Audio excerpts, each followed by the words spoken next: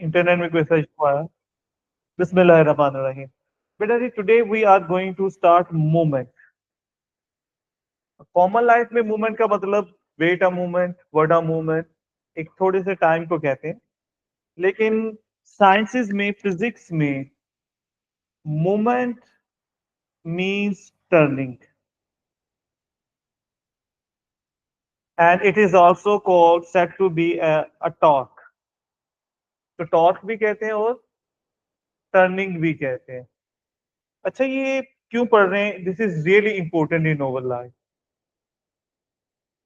कि कोई भी व्हीकल चल रही है, उसमें व्हील्स की कोई ना कोई टर्निंग है तो वो चल रही।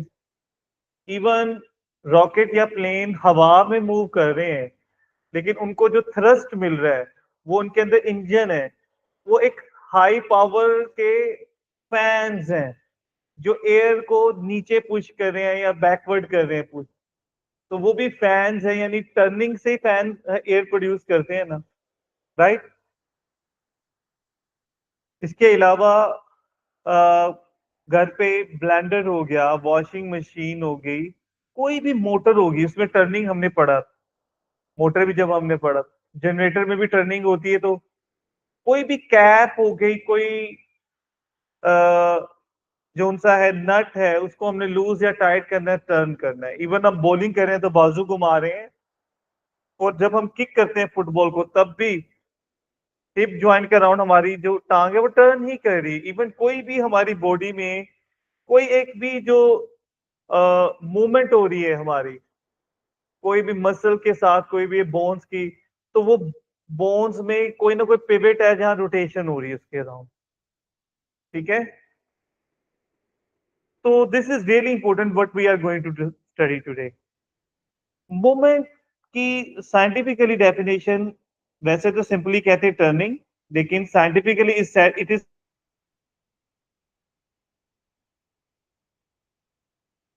Said to be turning effect. ये वाली डेफिनेशन नहीं लिखी।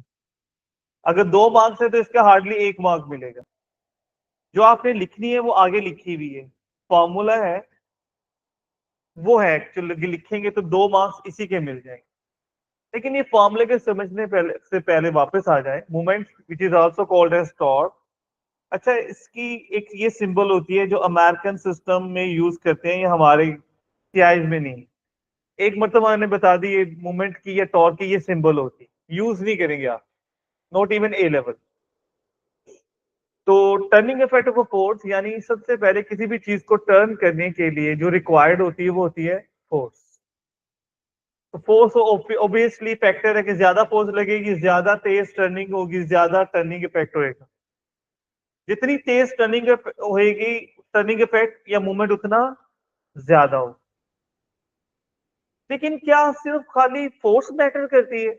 नहीं, लिखा तो हुआ है लेकिन उसको जरा प्रैक्टिकली डिस्कस करते हैं। देखिए बेटा, ये एक नट है। लेट्स से ये यू कैन सी दिस, ये नट है। और इस नट को हमने लूज या टाइट करना है, तो उसके लिए हमारे पास एक ये इंस्ट्रूमेंट है जिसे स्पैनर, रेंच, ठीक है, और भी इसके नाम है। बस इंस्ट्रूमेंट है ये रोटेट करने के लिए, रोटेट हो रहा है। यहाँ ना एक पॉइंट, एक बात को समझना है बेटा। जब भी कोई चीज टर्न कर रही है ना, उसका एक पॉइंट ऐसा होता है जो टर्न करते हुए भी रहता अपनी जगह पर ही है। उसको हम कहते हैं पिवट या सेंटर ऑफ रोटेशन। हम पिवट कहते हैं, इसे एक्सियल रोटेशन भी कहते हैं। जैसे मैं बॉलिंग के स्टाइल में बाजू घुमा रहा हूं, मेरा पूरा बाजू घूम रहा है, लेकिन मेरा शोल्डर अपनी ही जगह पर रह रहा है, घूम रहा है लेकिन अपनी जगह छोड़ नहीं रहा। इसे कहते हैं ये पिवट है, एक्सिस ऑफ पिवट की निशानी क्या है? वो रोटेशन में रोटेट भी होगा लेकिन अपनी जगह पर रहेगा, stage on its place and rotates, right. उसे हम centre of rotation, axis of rotation भी कहते हैं, और हम उसे क्या कहेंगे? पिवट। तो आपने एक बात नोट करनी है, जैसे कॉमन सेंस से बताएंगे, आपको नजर आ ही रहा है ना इंस्ट्रूमेंट। अगर आप अपनी फोर्स इस डायरेक्शन में लगाते हो, व्हाट डू एक्सपेक्ट? क्या ये नट जो सा वो टाइट है, लूज होगा? हालांकि फोर्स लगा रहे हो। यानी कोई इफेक्ट नहीं होगा आपकी फोर्स का, टर्निंग इफेक्ट 0। लेकिन आप ना वही फोर्स थोड़ी साइड पे लगाओगे ना तो अब इफेक्ट होगा। बल्कि एक और बात, अगर आप उसको जरा थोड़ा और दूर लगाते हो वही फोर्स, तो इफेक्ट अब ज्यादा होगा। क्या डिफरेंस है भाई, क्या चीज हो रही है? हम पिवट से दूर होते जा रहे हैं। पिवट से हमारा डिस्टेंस जितना ज्यादा हो रहा है, हमारी फोर्स का इफेक्ट उतना ज्यादा हो रहा है। यानी इतने डिस्टेंस पर और अगर ज्यादा दूर लगा रहे हैं, इसके लिए इफेक्ट और ज्यादा हो रहा है। अच्छा, आप ये चीज आप प्रैक्टिकली राइट में hundreds and thousand of time कर चुके हो, आपके अंदर फीड हुई हुई है। ठीक है, वो क्या है बेटा कि जैसे एक गेट है, उसमें हमने ये गेट या डोर है कोई, तो उसके ये हिंजेस हैं, ये हिंजेस उसके पिवट है। तो आपका क्या ख्याल है, आप बिल्कुल पिवट के करीब से इस पॉइंट पे फोर्स लगाते हो तो क्या बड़े वो आराम से खुल जाएगा या बंद हो जाएगा? नहीं, आपकी फोर्स का इफेक्ट नहीं होगा। लेकिन वही आप दूर लगाते हो तो बड़े आराम से होता है। यानी इसमें ये जो हिंजेस है ना, ये जो थोड़ा सा मैंने ग्रे शेड करने की कोशिश की है, ये हिंजेस हैं, ये हिंजेस पिवट है। हिंजेस की निशानी क्या है? जो अपनी जगह पर है। जैसे ये मेरे लैपटॉप में ये सिल्वर सा पार्ट आपको शायद नजर आ रहा हो, ये बाकी ये बंद या स्क्रीन उसकी खुल जाती है, ओपन हो जाती है, बंद हो जाती है, लेकिन वो अपनी जगह पर ही रह रहे वहां पे, तो वो पिवट है। तो हमने यहां पर नोट कर रहे हैं कि हम पिवट से जितना दूर होते हैं इफेक्ट उतना ज्यादा हो रहा है। यानी डिस्टेंस मैटर करता है। जैसे कुछ लड़के कभी शौकी में इंप्रेस करने के लिए चलते पंखे के ना सेंटर पे हाथ लगा रहे, तो सेंटर पे हाथ लगाने से कुछ नहीं होता, लगाए ना जरा पर के आखिरी, इसके जो ब्लेड है उसके आखिर में, तो नानी याद आ जाएगी। क्यों? डिस्टेंस। जैसे आम एक, मैं आप लोगों के एज के राउंड अबाउट होता था भाई, छोटा बल्कि। तो एक चीज मुझे बड़ी अजीब लगती थी, बॉक्सिंग। बॉक्सिंग में ना जब किसी ने बॉक्सर ने बचना होता था तो या तो दूर चला जाता था या दूसरे को बिल्कुल पकड़ ही लेता है। अच्छा, ये आम लाइफ की जिंदगी की लड़ाई में मत करना, वरना तो वो बालों से खींच के रोक उठेंगे। वो बॉक्सिंग में क्योंकि रूल्स है ना, तो उनमें एक अजीब बात है कि एक बॉक्सर बचने के लिए अपना जो सर है ना, मुंह है, वो दूसरे के शोल्डर के साथ लगा लेगा। अच्छा, दूसरा मारेगा भी, उसको असर नहीं होगा उतना। क्यों? पिवट है ना शोल्डर, तो पिवट से उसका डिस्टेंस कम।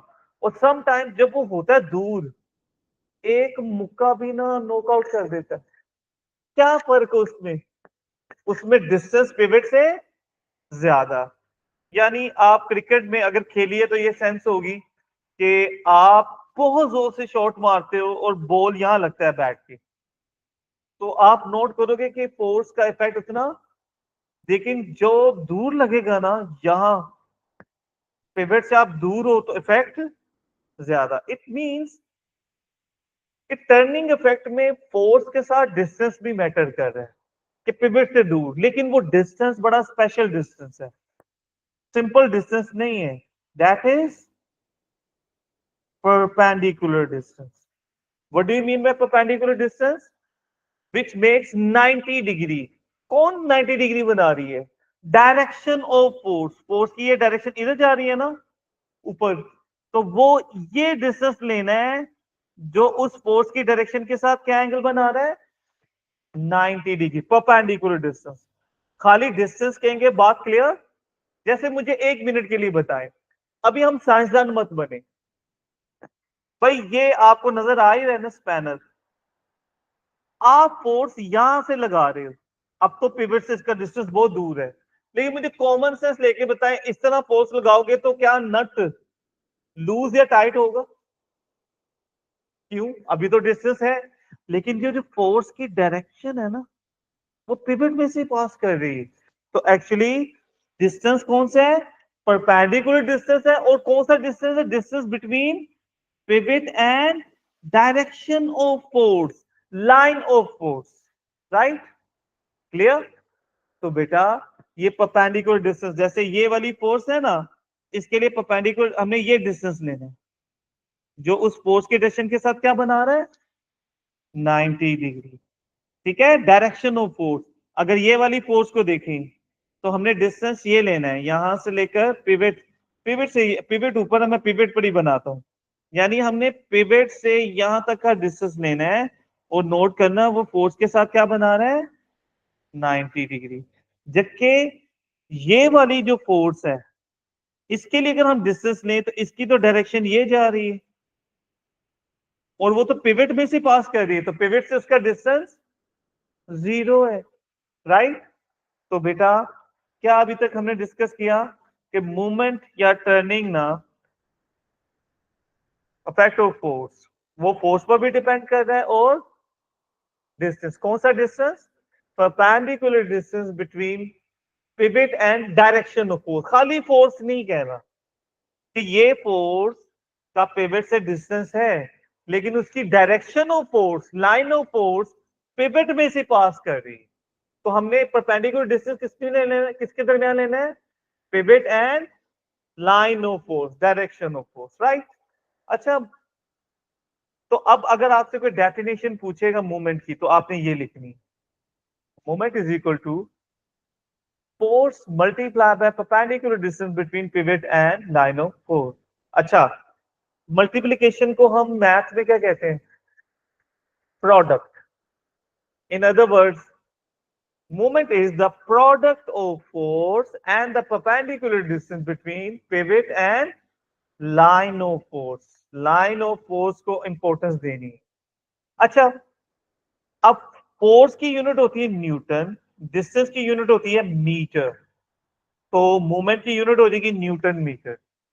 तो अगले चैप्टर में हम वर्क पढ़ेंगे, तो वर्क का फॉर्मूला भी फोर्स इंटू डिस्टेंस होता है, वो पैरेलल डिस्टेंस, तो उसमें भी न्यूटन मीटर है, लेकिन दोनों में फर्क है। अभी हम वर्क को बाद में पढ़ेंगे, पहले इसको डिस्कस कर लेते हैं। Movement, work scalar, movement is a vector quantity, इसकी डायरेक्शन होती है, राइट। तो ये वेक्टर क्वांटिटी है और इसकी यूनिट न्यूटन इंटू मीटर है, ये वाली यूनिट लेंगे, राइट। तो क्या फॉर्मूला बेटा मूवमेंट का, फोर्स इंटू परपेंडिकुलर डिस्टेंस। अब लेट्स सी बेटा, ये आपको नजर आ रहा है सिनेरियो, हम ना 3 न्यूटन की फोर्स लगा रहे हैं, यहां भी और यहां, तीनों तरफा फोर्स कितनी लगा रहे हैं, 3 न्यूटन, राइट। और इनके डिस्टेंस आपको शोन यहां शो हो रहे हैं। अब पहले इस फोर्स का मूवमेंट देखते हैं। तो मूवमेंट का फॉर्मूला क्या, फोर्स इंटू परपेंडिकुलर डिस्टेंस। तो ये फोर्स तो 3 न्यूटन की है, इसका perpendicular distance between pivot and line of force, तो ये तो डायरेक्शन पिवट में से पास कर रही है, तो उसकी डायरेक्शन में पिवट में कोई गैप नहीं है, तो परपेंडिकुलर डिस्टेंस क्या हो गया, एंड जीरो से पंगा इज नॉट चंगा, आंसर जीरो ही आ जाएगा। अच्छा, अब जीरो आंसर का अरे मतलब दोबारा बता दे एक दफा। मूवमेंट जीरो हो जाएगा जी बेटा। क्या है, फॉर दिस फोर्स, फोर्स तो 3 न्यूटन है, परपेंडिकुलर डिस्टेंस क्या लेंगे, perpendicular distance between pivot and line of force. तो बेटा इस फोर्स की लाइन तो ये सीधी गुजर रही है पिवट में से, तो उसकी डायरेक्शन या लाइन पिवट के दरमियान कोई डिस्टेंस वो उसी में से पास कर रही, राइट बेटा जी। जैसे मैं किसी बच्चे की तरफ देख रहा हूंगा तो मेरी लाइन ऑफ साइट उससे दूर नहीं है, मेरी लाइन ऑफ साइट का उससे कोई डिस्टेंस नहीं है। वो कहेगा सर आप मेरी तरफ ही क्यों देख रहे हैं, राइट। कभी कभी ऐसा भी होगा, तो मैं हालांकि दूर हूं, मेरी आई दूर है, लेकिन मेरी आई की डायरेक्शन उसी की तरफ है। तो जब भी फोर्स की डायरेक्शन पिवट की तरफ होगी वो कभी टर्निंग नहीं करेगी, ये आपने नोट रखना, यही हम कह रहे हैं। आपने नोट करना है ये वाली फोर्स और ये दोनों वाली फोर्स की जो डायरेक्शन है वो पिवट की तरफ है। इन अदर वर्ड्स, जब किसी फोर्स की डायरेक्शन पिवट की तरफ होगी तो उस फोर्स में और पिवट के और फोर्स की लाइन में परपेंडिकुलर डिस्टेंस जीरो होगा, और अभी बताया था जीरो से पंगा नोट चंगा, यानी आंसर जीरो ही आ जाएगा। और आप नोट करें टर्निंग इफेक्ट जीरो का मतलब कोई टर्निंग नहीं है ना, तो कॉमन सेंस नहीं हमें बताती कि ये वाली फोर्स और ये वाली फोर्स वाकई कोई रोटेशन क्रिएट उसमें नहीं करेंगे, नट में, राइट, क्लियर। अच्छा, अब ये फोर्स है और इसका डिस्टेंस है 20 सेंटीमीटर फ्रॉम द पिवट। तो क्या फॉर्मूला हमारे पास, फोर्स इनटू परपेंडिकुलर डिस्टेंस। तो इस फोर्स 3 न्यूटन को, सेंटीमीटर को मैंने जानबूझ के सेंटीमीटर में दिया ताकि ये हमें याद रहे बार बार। सेंटीमीटर को मीटर में करना है तो सेंटी कम्स फ्रॉम सेंचुरी, 100 से डिवाइड करते हैं। तो 20 को 100 से डिवाइड करोगे तो 0.20 हो जाएगा। आप सेंटीमीटर में रहने दें, 20 सेंटीमीटर में, तो फिर आपने यूनिट के साथ न्यूटन सेंटीमीटर लिख देना, गलती नहीं होगी। और जब मीटर में रखा है तो now it will be in newton metre. जी बेटा, आप क्या कह रहे थे? ठीक है। अच्छा, अगला असल में इंपॉर्टेंट है। अब यही 3 न्यूटन की फोर्स है ये वाली, और इन दोनों में गैप 30 सेंटीमीटर का है। पहली वाली फोर्स का जो डिस्टेंस था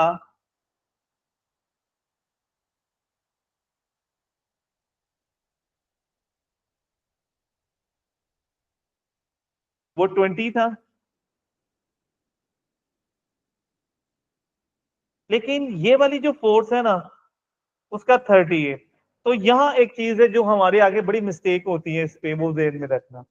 हम जब इसके लिए मोमेंट फाइंड करेंगे ना, तो फोर्स तो 3 न्यूटन है, डिस्टेंस हमने पिवट से लेना होता है। ये वाला डिस्टेंस नहीं लेना फोर्स के दरमियान, हर फोर्स का डिस्टेंस कहां से लेना है, फ्रॉम द पिवट। बेटा ये है जहां हमारी सबसे ज्यादा मिस्टेक होती है, और आज हमने इसके क्वेश्चन भी करने हैं, राइट। तो डिस्टेंस हमने हमेशा कहां से लेना है, पिवट से। तो इस फोर्स के लिए भी डिस्टेंस हम ये पिवट वाला लेंगे, तो 30 प्लस 20 50 सेंटीमीटर, और मीटर में लिखना है तो उसे 100 पे डिवाइड करके 0.5, तो इट मेक्स 1.5 न्यूटन मीटर। और अगर आप 50 सेंटीमीटर ही रख दें तो गलत नहीं होगा, फिर यूनिट में आपने न्यूटन सेंटीमीटर लिखना है। अच्छा, अब आपने एक बात नोट करना है, तीनों जगह पे फोर्स एक ही है, लेकिन आपने देखना है पहले के लिए मोमेंट 0 था, दूसरे के लिए मोमेंट है, और थर्ड वाले के लिए मोमेंट उससे भी ज्यादा। क्यों? डिस्टेंस चेंज हो रहा है। इसका मतलब टर्निंग में, मोमेंट में सिर्फ फोर्स मैटर नहीं कर रही, डिस्टेंस भी मैटर। और कौन सा डिस्टेंस है? Perpendicular distance between pivot and direction of force. आज सबसे ज्यादा मैंने एक परपेंडिकुलर डिस्टेंस में टाइम लगाया है, अल्लाह करे ये समझ भी आए। क्लियर? अच्छा जी, नेक्स्ट, मूवमेंट या टर्निंग दो तरह की दुनिया में कोई भी चीज, या तो क्लॉकवाइज है या एंटी क्लॉकवाइज। एक चीज मैं ऐसे शेयर कर रहा हूं आप लोगों के साथ कि जब भी आपने किसी फोर्स के बारे में ये करना है कि वो क्लॉकवाइज रोटेट कर रही है या एंटी क्लॉकवाइज, तो सोचो सिर्फ वही फोर्स है, कोई और फोर्स नहीं है। तो ये समझे, ये एग्जांपल है इजी सी। ये एक सीसा है, ग्रीन सा नजर आ रहा है, और इस पे क्लियर आपको ये फोर्स नजर आ रही है। बताओ ये फोर्स किस तरह रोटेट कर रही है? इस तरह। ये ए सी डब्ल्यू मैं लिखना चाह रहा हूँ एंटी क्लॉकवाइज, ये स्टैंडर्ड नहीं है, यू नो दिस पॉलिसी, कि मैं कई दफा छोटा करके लिख रहा होता हूँ चीजों को। जब एग्जाम में क्लॉकवाइज और एंटी क्लॉकवाइज लिखना है वो पूरा ही लिखना है, इसका एब्रीविएशन अभी नहीं है। तो ये एंटी क्लॉकवाइज रोटेट करेगा। अच्छा, इसका ये वाला एंड एंटी इस तरह रोटेट हो रहा है एंटी क्लॉकवाइज, तो दूसरा सिरा आप नोट करो वो भी एंटी क्लॉकवाइज हो रहा है। ये नहीं है कि एक साइड क्लॉकवाइज हो रही दूसरी एंटी क्लॉकवाइज हो रही है, एक साइड एंटी क्लॉकवाइज हो रही है तो दूसरी भी एंटी क्लॉकवाइज। क्लियर? अच्छा, अब आप ना इस फोर्स को देखा था तो एंटी क्लॉकवाइज, अगर हम फोर्स इस डायरेक्शन में लगाएं तो तब भी इसी तरह रोटेट एंटी क्लॉकवाइज ही कर रहे हैं ना। फोर्स हम इधर लगाएं तब भी, इधर लगा रहे हैं तब भी। तो आपने ये बताने का मकसद क्या है?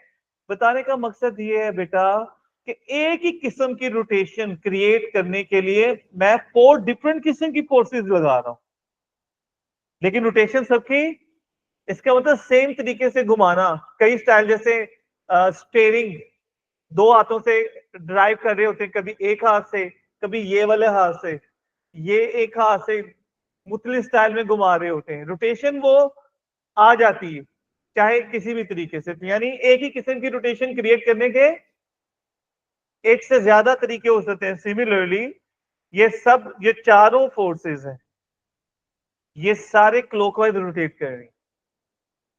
सम टाइम एक ऑब्जेक्ट पे क्लॉकवाइज और एंटी क्लॉकवाइज दोनों फोर्सेस एक्ट करती।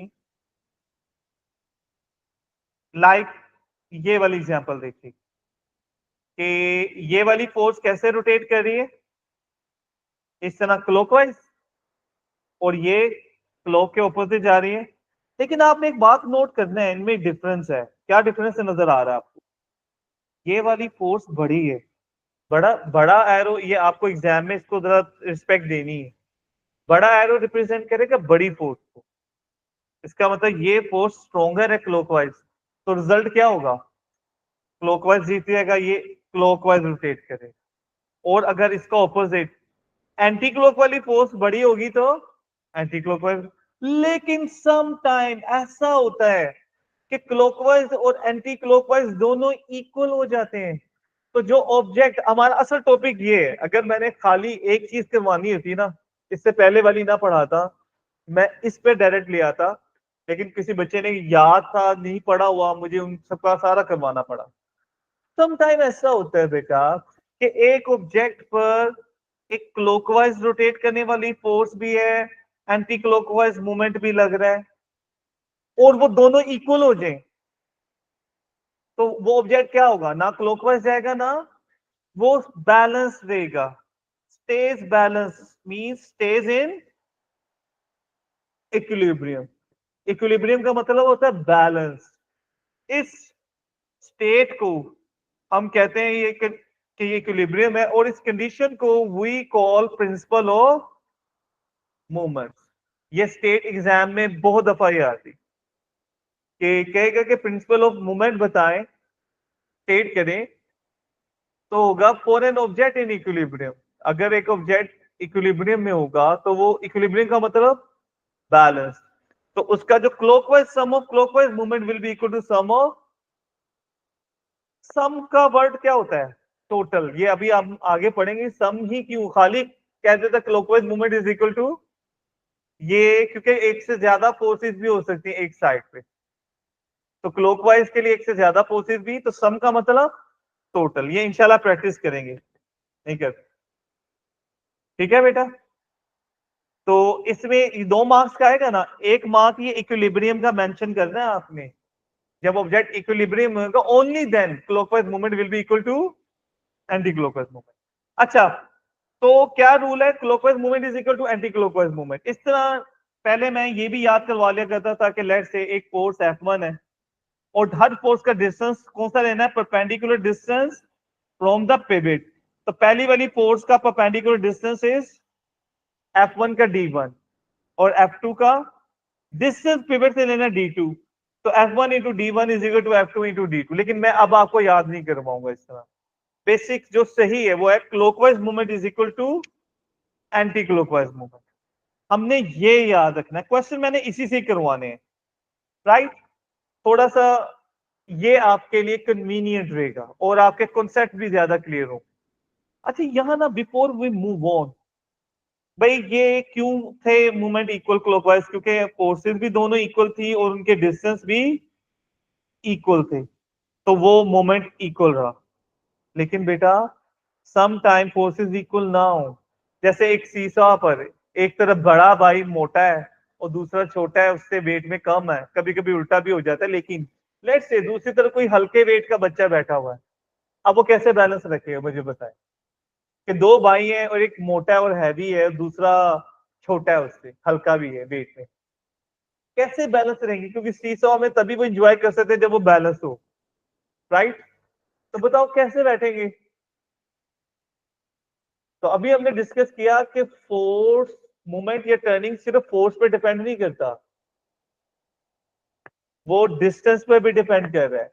तो जिसकी फोर्स या वेट ज्यादा है उसका डिस्टेंस कम कर दें। किससे डिस्टेंस कम करना है? पिवट, पिवट को याद रखना है। और जिसकी फोर्स कम होगी, तो ये एग्जांपल देख लीजिएगा कि ये ज्यादा वेट या फोर्स रिप्रेजेंट करी ज्यादा वेट, और ये स्मॉलर फोर्स है।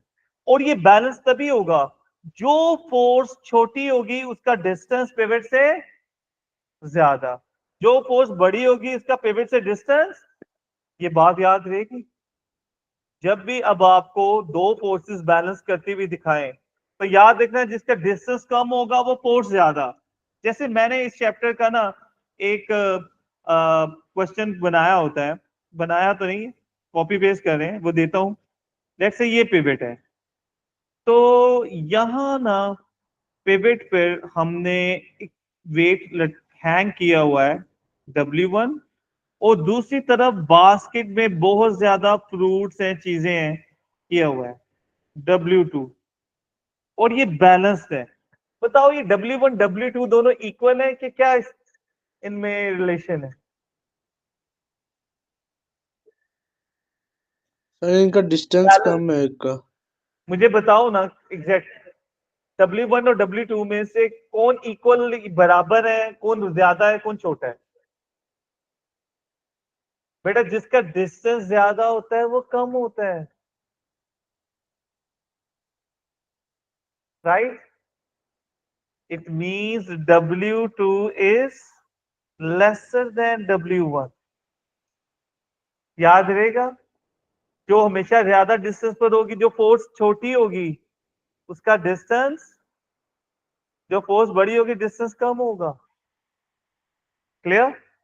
याद रहेगी ये बात? चलिए, अच्छा जी, अब ना मैंने कुछ 6 क्वेश्चन करवाने हैं। क्लास अगर थोड़ी लेंथी हो जाए तो डोंट वरी अबाउट दैट, लेकिन ये 6 क्वेश्चन करके जाने हैं। पास पेपर के क्वेश्चंस हैं ऑलमोस्ट सारे, ठीक है जी। पहला क्वेश्चन, ये एक क्रेन मैंने बनाई है बेटा, कहीं भी ना मल्टी स्टोरी बिल्डिंग हो रही है ना बिल्ड, वहां ये क्रेन लगेगी। जैसे हरम में, खाना काबा में तो बहुत ज्यादा थी, गिरी भी थी क्रेन, वो इसी टाइप की थी, अल्लाह सबको बुरे वक्त से बचाए। कोई भी मल्टी स्टोरी बिल्डिंग बनी है वहां पर ये होती है, क्योंकि ये बहुत तेजी से वेट को शिफ्ट करती है, कई 100 मजदूरों के जगह काम कर लेती है। उसमें खूबी क्या है, इसमें ना एक तरफ तो हमने वो बास्केट है जहां वेट रखना होता है, और दूसरी तरफ ना कुछ स्लैब रखी होती है सीमेंट की, उन्हें काउंटर वेट कहते हैं। अच्छा खूबी पता है क्या है, जब भी हमने इसको ये वाली साइड को नीचे करना है तो हमें इसको नीचे नहीं करना, हमें इस काउंटर वेट को आगे मूव करना है। काउंटर वेट को आगे मूव करें ना तो उसका डिस्टेंस कम होगा, उसका टर्निंग इफेक्ट कम है। तो काउंटर वेट कर रहे हैं एंटी क्लॉकवाइज रोटेशन, तो वो एंड नीचे हो जाएगा। अच्छा जब यहाँ वेट रखेंगे, उसे उठाना है तो हम उस काउंटर वेट को मूव करेंगे, उसके साथ वायर्स जुड़ी होती है, ये आपने नोट करना है। ये जहां भी मल्टी स्टोरी बिल्डिंग होती है वहां लगा होता है। अच्छा हम इसे जब उठाना है ना तो इसको पीछे की तरफ मूव करेंगे, लेफ्ट की तरफ, तो ये लिफ्ट होने लग जाएगा लोड। अच्छा इसमें खूबी क्या है कि इस एंड को और ऊपर नीचे करना है तो हमें बस इसको आगे पीछे मूव करना है। अब क्वेश्चन की तरफ आ जाते हैं, राइट? अच्छा क्वेश्चन से पहले फिर वही बात डिस्कस कर लेते हैं, जो हमने यहाँ लोड उठाना है कभी वो ज्यादा होता होगा कभी,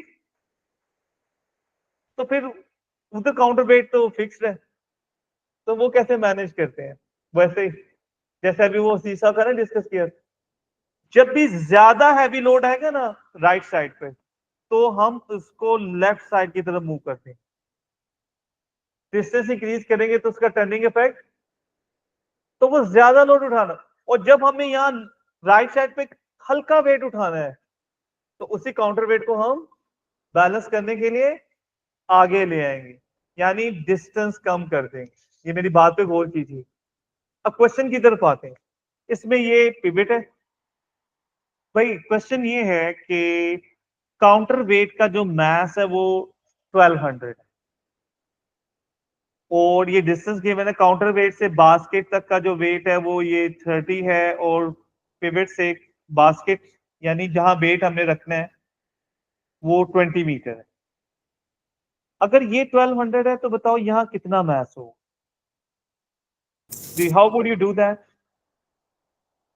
very right, this I was expecting from a good student. F1 D1 को छोड़ दें, clockwise movement sir is equal 600 है। Anti clockwise. जी बेटा? सर आंसर 600 है मैथ्स उसका। नहीं नहीं, 600 नहीं। अच्छा क्लॉकवाइज इनमें कौन क्रिएट कर रहा है? ये वेट, तो असल फॉर्मूला है फोर्स इंटू परपेंडिकुलर डिस्टेंस। तो फोर्स क्या है, मास तो फोर्स नहीं होती, वेट फोर्स होता है। तो हम पहले वाले के लिए क्लॉकवाइज के लिए उसके मास को m1 कह लेते हैं, दूसरे के मास को m2। तो बेटा फोर्स होती है वेट m1 इंटू जी, और उसका पिवट से डिस्टेंस कितना है 20।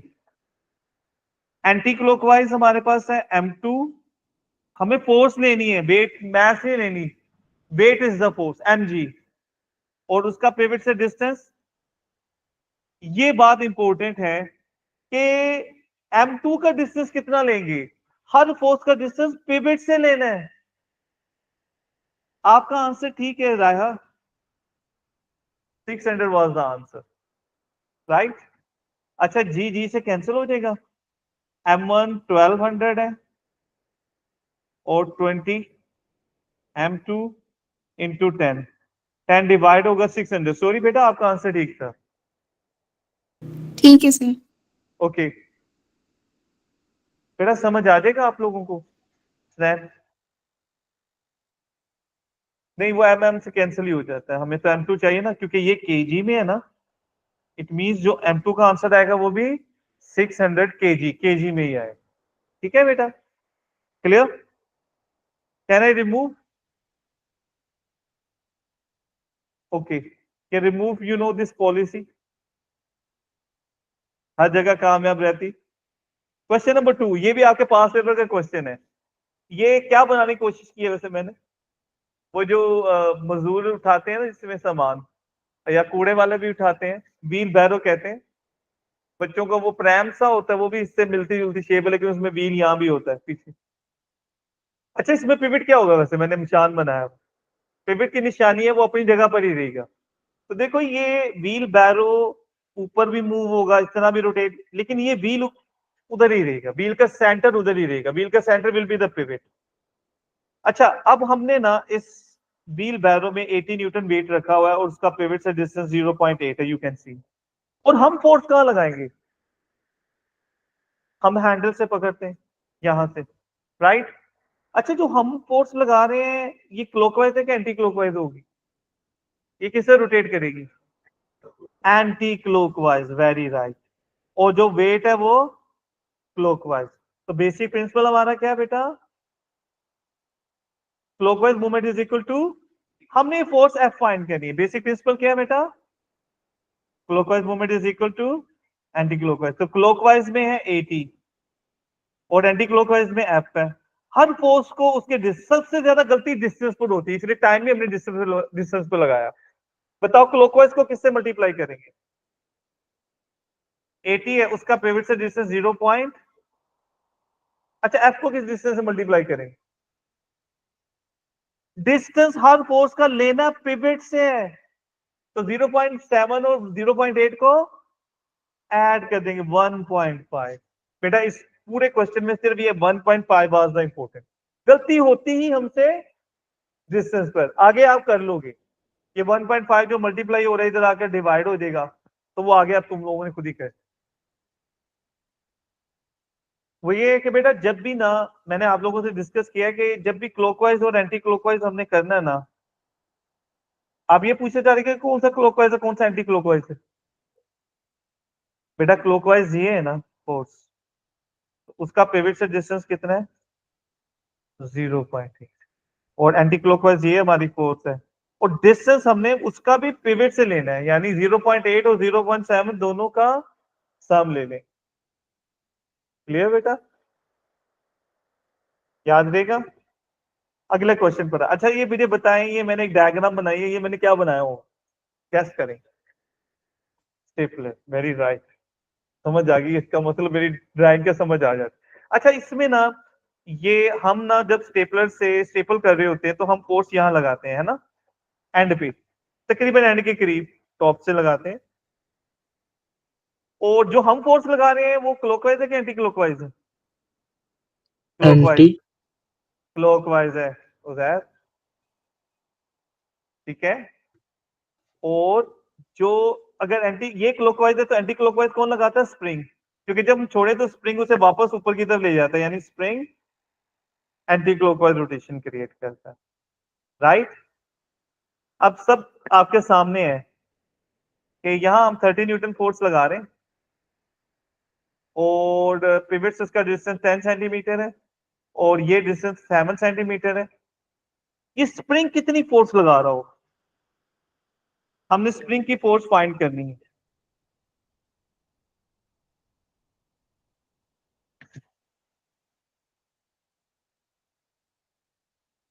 तो बेसिक प्रिंसिपल पर जाते हैं। Clockwise movement is equal to, अच्छा क्लॉकवाइज में क्या है 30 न्यूटन और एंटी क्लॉकवाइज में एफ। वो जो फाइंड करना उसे ऐसे लिख देते हैं।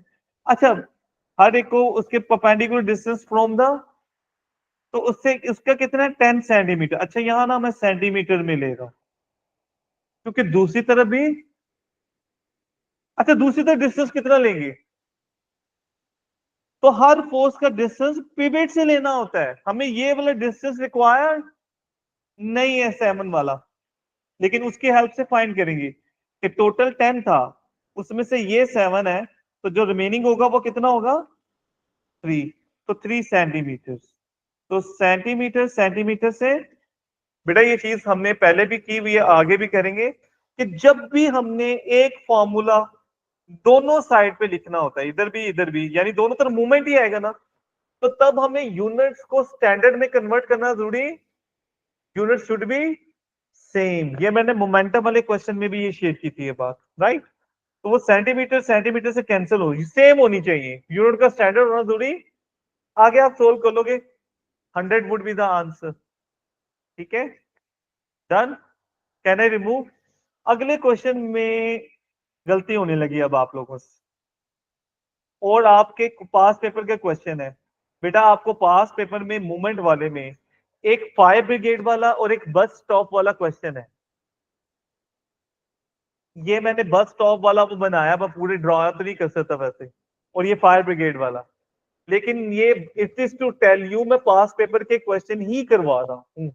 नंबर कोई एग्जैक्ट 100% याद नहीं रहता, लेकिन ये जितने क्वेश्चन कर रहे हैं पास पेपर के क्वेश्चन हैं। अच्छा जी देखिएगा, have a look at it. बेटा ये ना वो बस स्टॉप वाला क्वेश्चन है, लीव इट जो भी है। ये ना एक बस स्टॉप का फ्लोर है नीचे, और ऊपर ना एक स्लैब है, ये किसी भी कंक्रीट की बनी हुई छत से है, स्लैब की साइड से देख रहे हैं, ठीक है। और उसको ना हमने एक पिलर पे बैलेंस किया। मुझे पहले बताओ, क्या इधर पिलर को साइड पे रखें तो बैलेंस हो जाएगी? क्या होगी, किधर गिरेगी? अब ये जो आप बोल रहे हो ना लेफ्ट साइड की तरफ, आपने इसी को कहना है, फिजिक्स में इस तरह बताएंगे कि it rotates anticlockwise to the left side and topples over, गिर जाएगी। कहना तो हमने यही है कि गिरेगी, लेकिन कैसे? रोटेट करके। रोटेशन का मतलब मूवमेंट आया, मूवमेंट के लिए फोर्स होती, तो यहां तो हमने तो रखा है, हमने तो फोर्स तो नहीं लगाई। कौन सी फोर्स है जो से रोटेट करेगी? Gravity, weight. ग्रेविटी और वेट कहां पर एक्ट करता है? सेंटर पर, centre of gravity, right, centre पे एक्ट करता है। तो अब जरा मैं क्वेश्चन बता रहा हूं।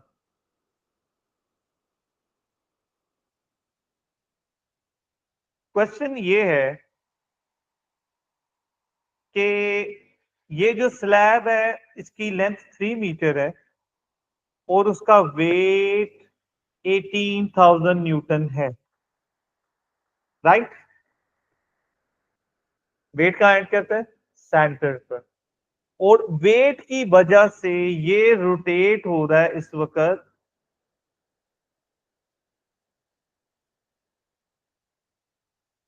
Anti clockwise. तो इसको बैलेंस करने के लिए क्लॉकवाइज फोर्स चाहिए, तो उसके लिए हमने दूसरी साइड पर एक चेन से उसको जमीन से अटैच कर दिया, राइट। और वो chain is providing clockwise force, और वो चेन इसको रोके हुए, वो क्लॉकवाइज रोटेशन क्रिएट कर रही। उस चेन का इस पिलर से distance, pillar will the top of the pillar will act like pivot, वो 0.5 मीटर है। बताओ ये चेन कितनी फोर्स लगा रही। फिर वही बेसिक रूल हमारा क्या है, बेसिक रूल हमारा Clockwise moment is equals to anti-clockwise. Very right. तो क्लॉकवाइज में एफ है, हमारी मिस्टेक होती डिस्टेंसेस पर, एंटी क्लॉकवाइज में उसका वेट है दूसरी तरफ। अच्छा, क्लॉकवाइज फोर्स का पिवट से डिस्टेंस कितना है, ये जो बताएगा will be a good student.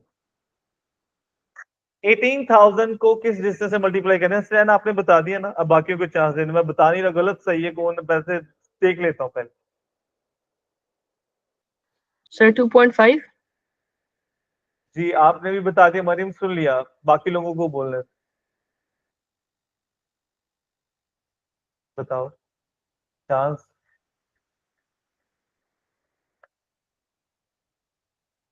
It will B 1।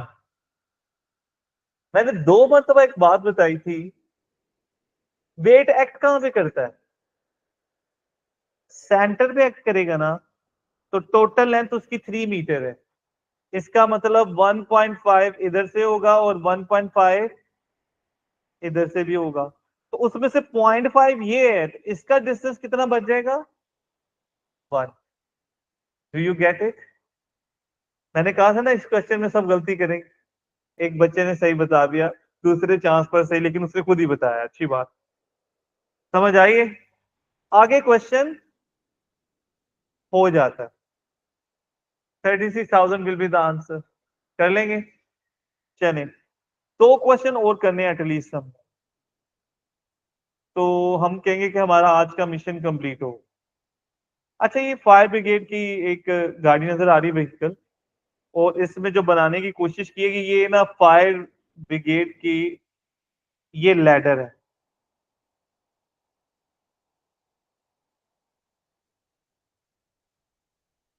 वो लैडर के ऊपर दूसरी तरफ एक फायरमैन है जिसका वेट है 840। मुझे लग रहा है कि ये पास पेपर में भी वेट इतना ही, 840 न्यूटन, इतना वेट हो सकता है किसी का।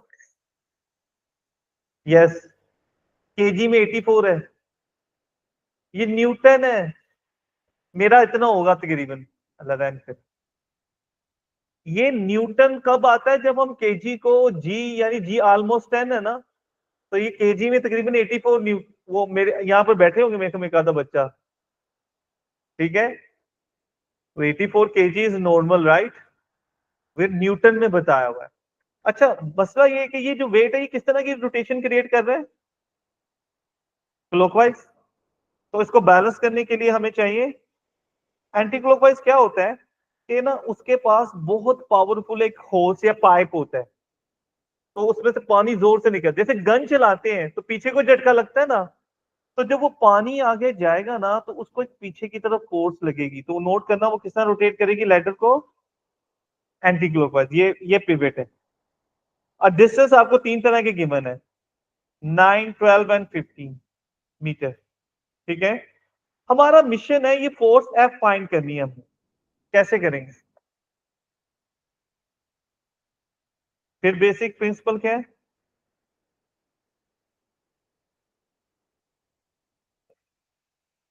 जी बेटा, क्लॉकवाइज कौन सी फोर्स है,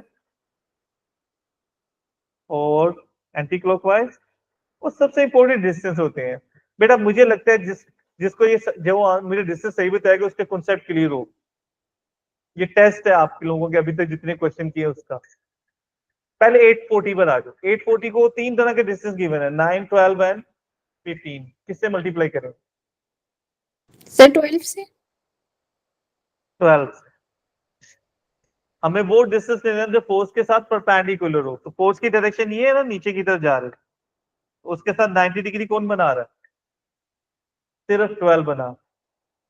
perpendicular distance from the pivot से वो डिस्टेंस लेना है जो फोर्स के साथ परपेंडिकुलर है 90 डिग्री, क्लियर, याद रहेगा बेटा। अब अगला इम्तिहान अच्छा है, एफ को किस चीज से मल्टीप्लाई करना है?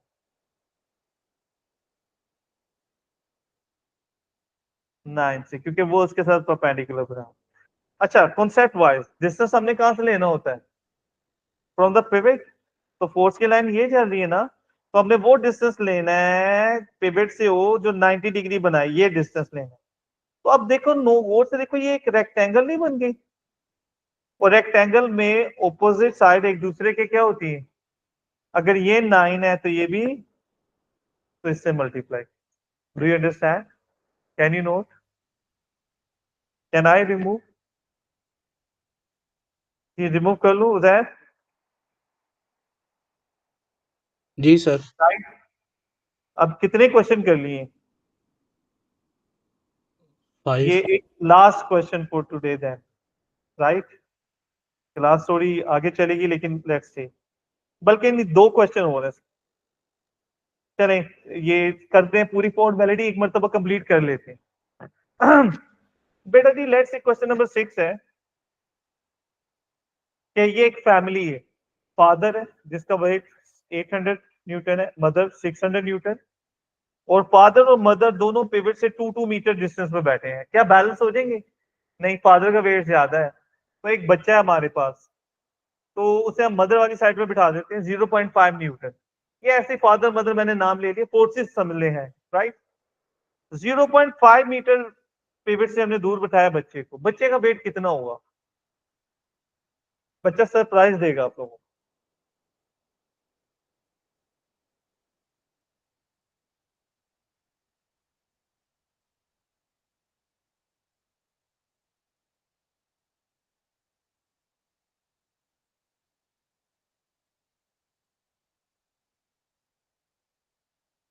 बच्चा सरप्राइज करेगा आप लोगों को।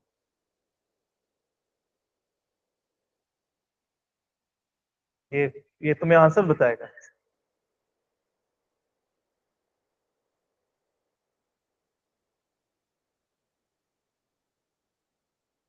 सोचो ना, डिस्टेंस कम है।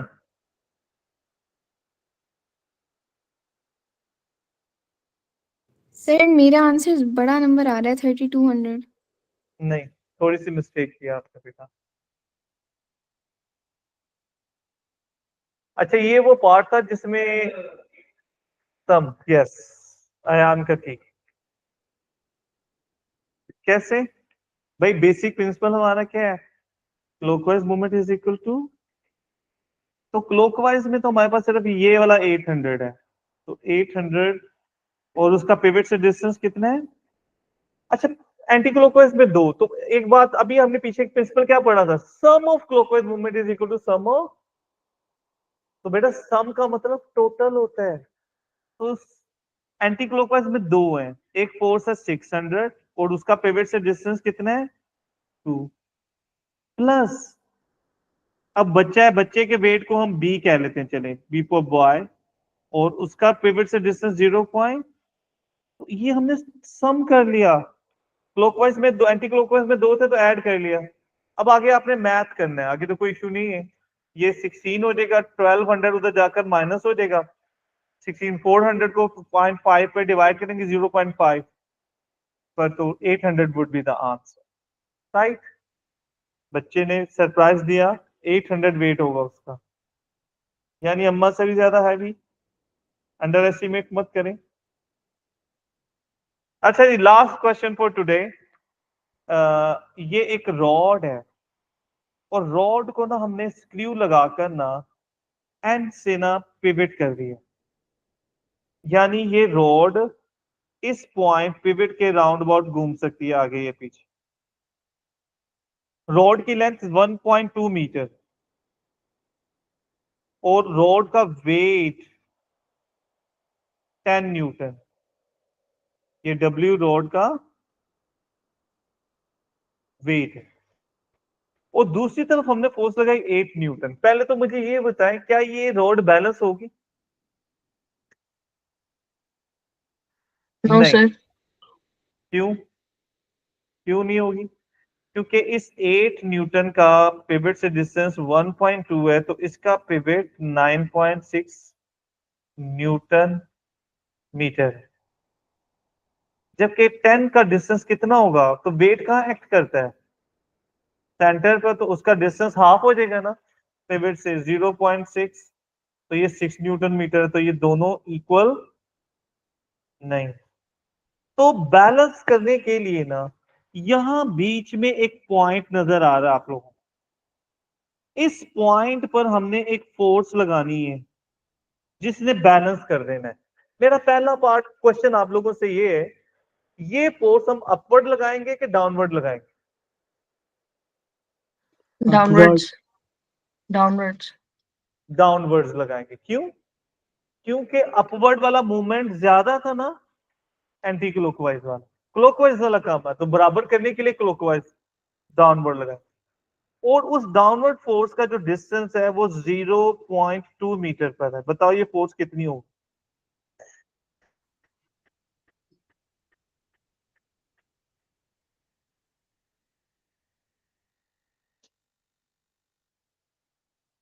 बेसिक प्रिंसिपल आपने नहीं छोड़ना, क्या है? Clockwise movement is equal to, तो क्लॉकवाइज में, एंटी क्लॉकवाइज में तो एक ही है, 8 इंटू 1.2, और क्लॉकवाइज में एक तो 10 multiply by 0.6 plus f into 0.2। अच्छा, ये सम लेना है इन्हें ब्रैकेट में, तो अब आप सोल्व कर लेना, आंसर आ जाएगा आपके पास। ठीक है, आगे आपने मैथमेटिकली सोल्व करना है। 3.6, 18 newton would be the answer, right? Clear बेटा? Any question? सर हम जी। इस तरह भी तो सॉल्व कर सकते हैं, जिस तरह 9.6 माइनस 6 कर दें हम लोग। हाँ, ऐसे किया मैंने। अच्छा, वो Thank you, sir. आप